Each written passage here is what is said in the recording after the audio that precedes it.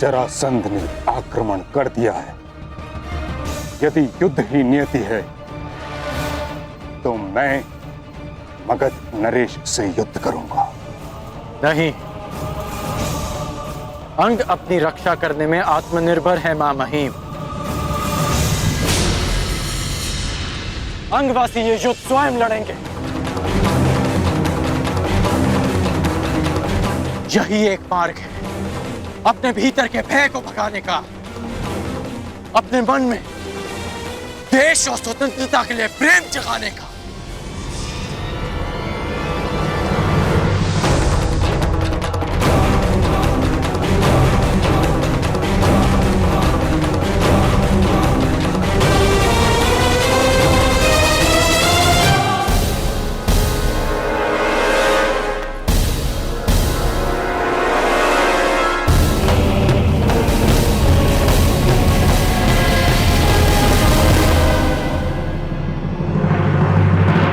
ये है वो बालक जिसने मगध नरेश को ललकारा है। और गुप्तचर शत्रु का विवरण भी ठीक से नहीं दे सकते। कहां है वो पर्वतों का बल? कहां है वो तेज?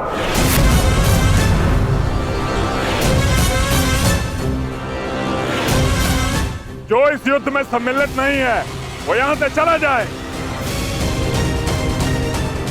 क्योंकि जो इस क्षेत्र में उपस्थित रहेगा उसका शव ही यहां से जाएगा।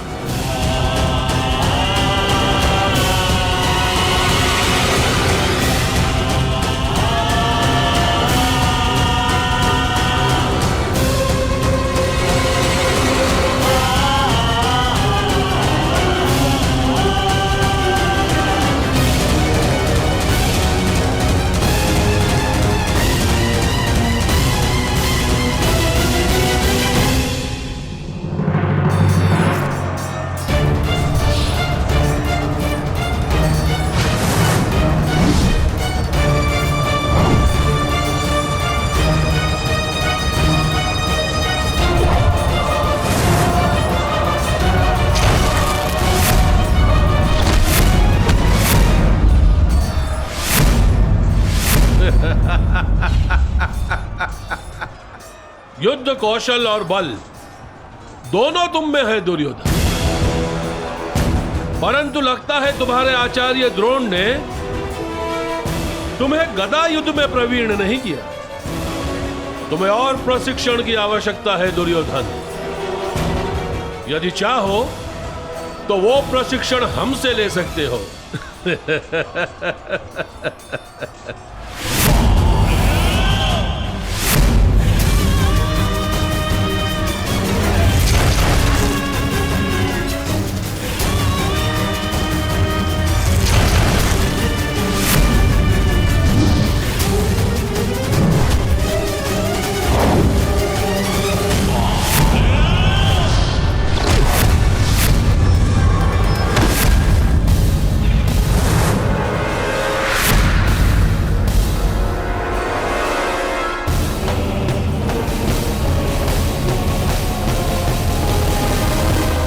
यदि तुम हस्तिनापुर के होने वाले सम्राट हो तो हमें हस्तिनापुर के भविष्य पर दया आती है।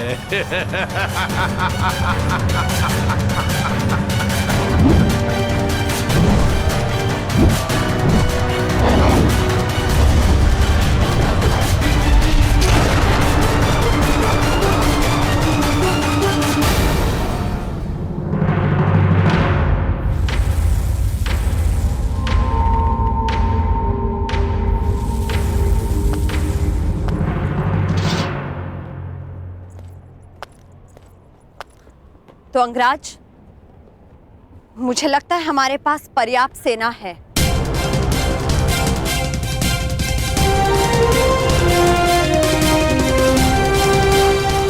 ये मेरा युद्ध है रुशान। यदि तुम्हें तनिक भी चोट पहुंची तो मैं स्वयं को क्षमा नहीं कर पाऊंगा। अंगराज, आप भूल रहे हैं कि मैं भी अंग की प्रजा हूं और हर परिस्थिति में अपने राजा के साथ हूं।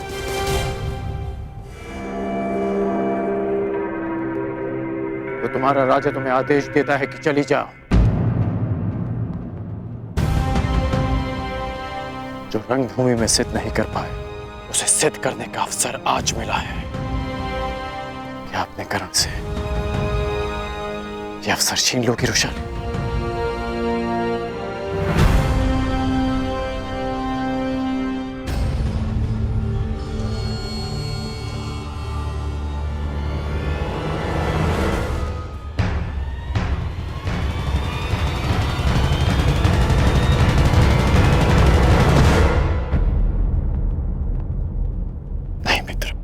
आज आपके हाथ प्रहार नहीं करेंगे, बल्कि आपके नेत्र अपने पुत्र की हत्या का प्रतिकार देखेंगे।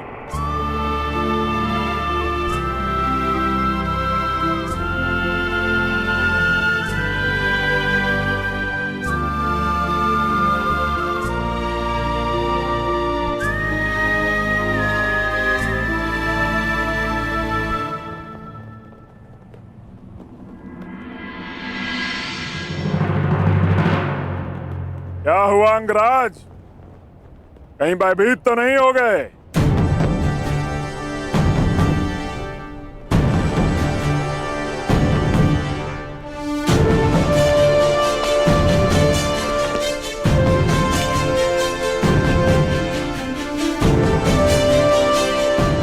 आश्चर्यचकित मत हो कर्ण। मैं भले ही तुम्हारी नीति के विरुद्ध हूं, भले ही यह युद्ध उचित है या अनुचित, किंतु तुम हस्तिनापुर का एक भाग हो और मेरा धर्म, मेरी प्रतिज्ञा हस्तिनापुर की सुरक्षा में होती है। भले ही मुझे तुम्हारी रक्षा करनी पड़े।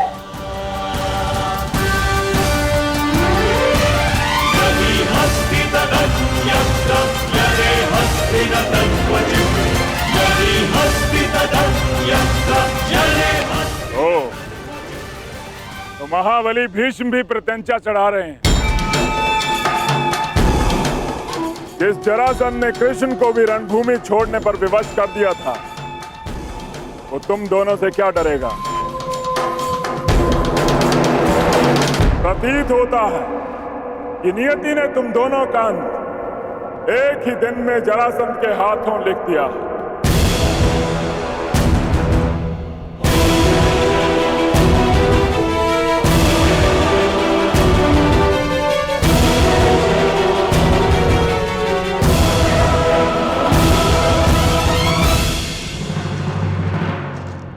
प्रणिपात, पांचाल नरेश द्रौपद ने संदेशा भिजवाया है।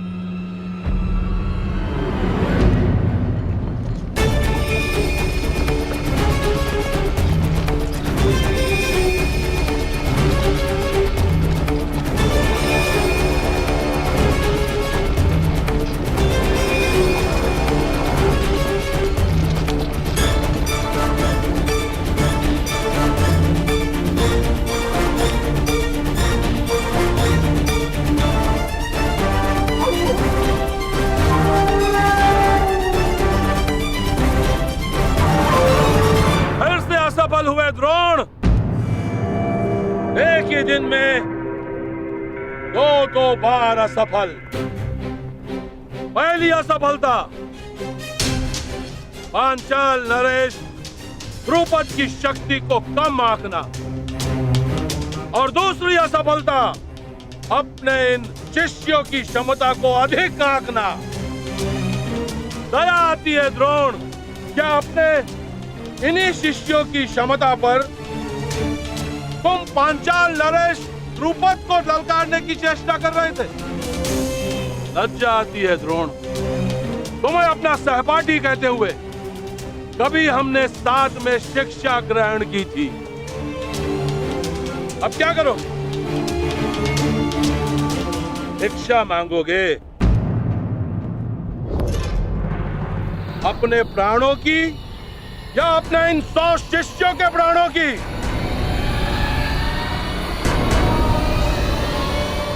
भिक्षा कैसे मांगते हैं ये तो स्मरण होगा ना? या इतने वर्ष राज आश्रम में रहने के पश्चात भिक्षा मांगने में भी असफल रहोगे आचार्य द्रोण?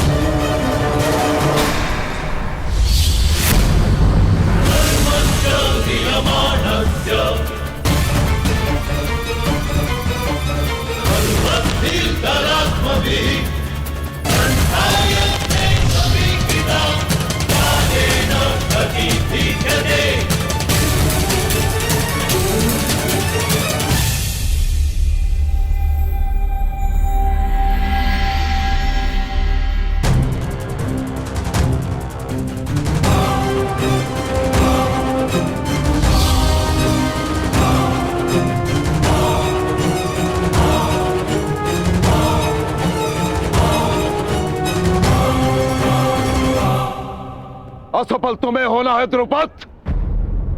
मेरे शिष्यों की योग्यता को तुमने कम में आंका है। और रही बात भिक्षा की, तो समय बताएगा कि द्रोण पांचाल नरेश के समक्ष भिक्षा मांगता है या पांचाल नरेश हाथ जोड़कर द्रोण के शरण में आता है। तुमने गुरु का अपमान किया था और उसी अपमान का प्रतिशोध लेने आए हैं मेरे ये शिष्य।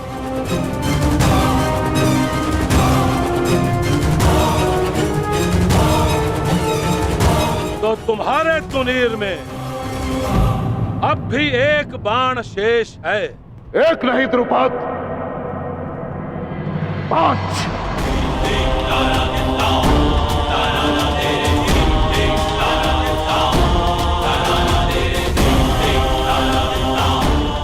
तो चुनौती प्रस्तुत करो।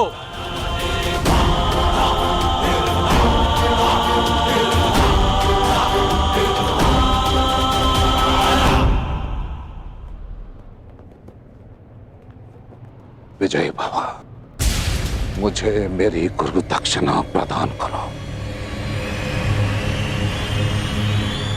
द्रुपद।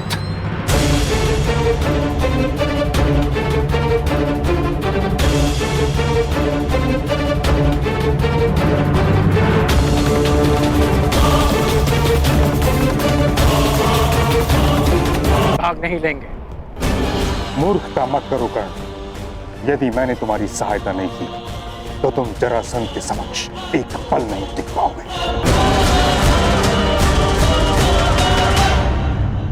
कदाचित महामहिम भूल रहे हैं कि उन्होंने क्या कहा था कि हस्तिनापुर की सुरक्षा उनका पहला उद्देश्य है।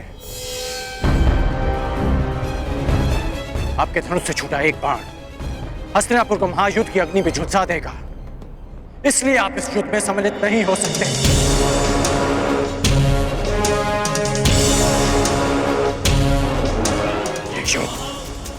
अंगराज और मगधराज के मध्य है।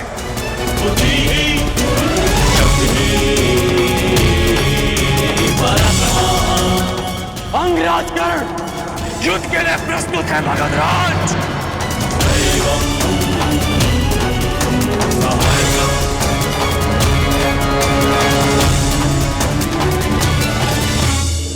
कर्ण युद्ध के लिए प्रस्तुत है। मगधराज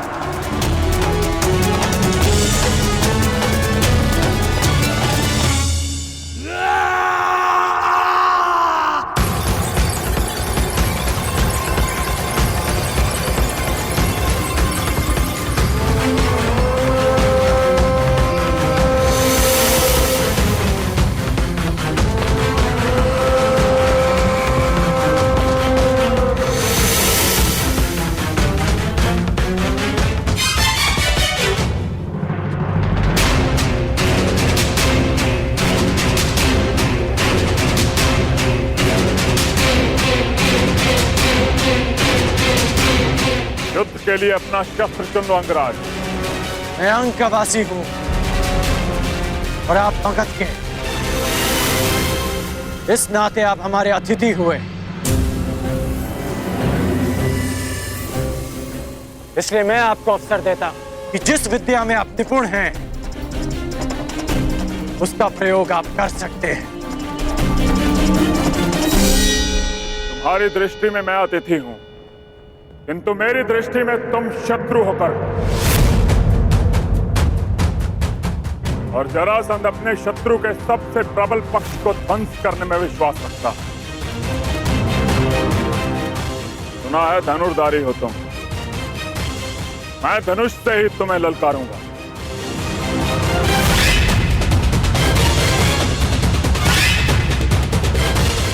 कैसी आपकी इच्छा।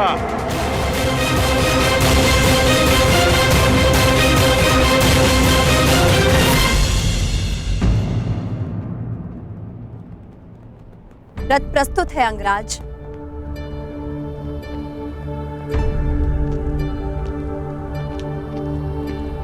भीष्म, ललकारा अंगराज ने, किंतु संधि हस्तिनापुर ने भंग की है। इसलिए यद्यपि हस्तिनापुर युद्ध में सम्मिलित नहीं है, किंतु युद्ध की विभीषिका से झेलनी होगी। जरासंध का क्रोध केवल कर्ण के अंत से शांत होने वाला नहीं है, इसकी आंच हस्तिनापुर तक अवश्य पहुंचेगी। इस युद्ध से पूर्व दो बातें जानना तुम्हारे लिए आवश्यक है मगध नरेश। प्रथम, हस्तिनापुर के शांति प्रयास को उसकी निर्बलता मत समझना, और मेरे मौन को मेरी दुर्बलता मत समझना। हस्तिनापुर की भीति और भीष्म के बाणों का बल अब भी वही है। दूसरी बात, यदि भीष्म ने तुम्हारा बल देखा है तो कर्ण का कौशल। इस योद्धा को बालक समझना तुम्हारे जीवन की बहुत बड़ी भूल सिद्ध होगी। कदाचित यह युद्ध तुम्हारी प्रथम पराजय लेकर आए, या कदाचित तुम्हारे लिए दुर्गम विजय पथ।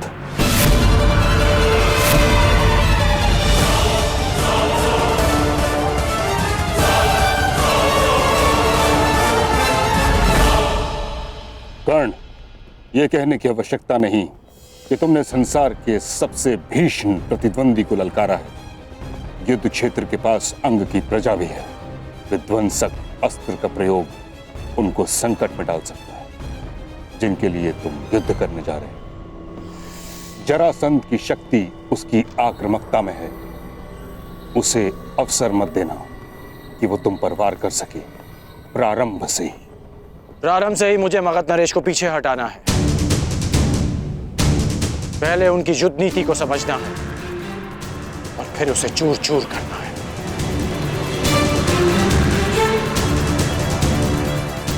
आप भूल रहे हैं मां महिम कि हम दोनों एक ही गुरु के शिष्य हैं। मुझे स्मरण है कर्ण, और तुम भी स्मरण रखना कि ये कोई रंग भूमि नहीं, वास्तविक युद्ध भूमि है। और तुम्हारे समक्ष कोई राजकुमार नहीं, संसार का सबसे विकट प्रतिद्वंदी खड़ा है। मेरा लक्ष्य केवल परिवर्तन है मां महिम। मेरा केवल एक ही शत्रु है, अन्याय, जो हर बार नए रूप में आता है।